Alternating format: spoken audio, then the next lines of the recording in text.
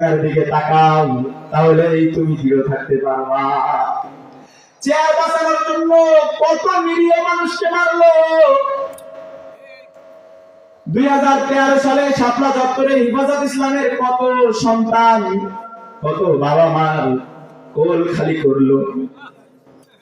2014 সালের নির্বাচন নামক এই যে বাংলাদেশের ভুয়া নির্বাচন নামক এটা নিয়ে কত মানুষকে মারলো। 2019 সালে বাংলাদেশে নরেন্দ্র মোদীর আগমন নিয়ে কত মানুষকে মারলো। কিন্তু আল্লাহ রাব্বুল আলামিন ধরে না, ধরলে আর ছাড়ে না। খেলা শেষ 2024 আইসা, 2024 আইসা আর আল্লাহ রাব্বুল আলামিনের কুদরতি অঙ্গনে ঘা লেগে গেছে।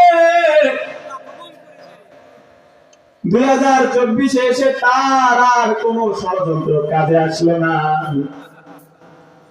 শেষ বেশ 45 মিনিট আধা ঘন্টা টাইম নিয়ে বাংলার জমিন ছাড়তে হয়েছে। কথা বলেন ঠিক কিনা?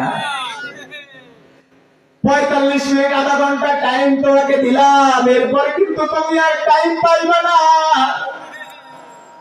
জনগণ এসে কিন্তু পা দিয়ে পিষে তোমাকে মশার মতো মেরে ফেলবে।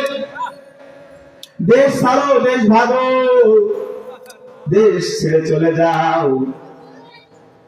মরণের ভয় সবার আছে না নাই?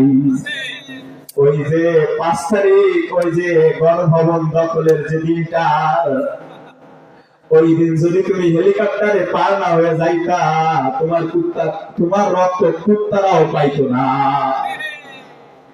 এখনো পর্যন্ত ইন্ডিয়ায় বসে তুমি যে এই যে কঠিন ষড়যন্ত্র চালাও, বাংলার মানুষ তোমাকে এই বাংলার জমিনে একটাবার চাই তুমি লাইভে এসে উস্কানি ফুস্কানি মূলক কথা এখনো ভুলেই যাও।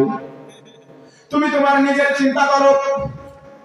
আওয়ামী লীগ, বিএনপি, জামাত, হিফাজত, চরমনাই বুঝি না। তুমি আওয়ামী লীগের নেত্রী, তোমার কিছু নেতাগোতা, তোমার কিছু ভক্তবৃন্দ থাকতেই পারে। তুমি যে চলে গেলা, তুমি এটা বাংলার মানুষকে বুঝাইয়া দিয়ে গেলা যে দুনিয়ায়ও কেউ কারোর আপন না, আখিরাতেও কেউ কারোর আপন না। আরে তোমার জন্য কত মানুষকে হত্যা করেছে। তোমার এক অর্ডারে কত পুলিশ, কত ছাত্রের মুখে গুলি করেছে। আজকে সেই সব পুলিশ গলায় পায় দড়ি বেঁধে তাদেরকে গাছে ঝুলায়া তাদেরকে কেটে কেটে গায়ে লবণ দেওয়া হচ্ছে।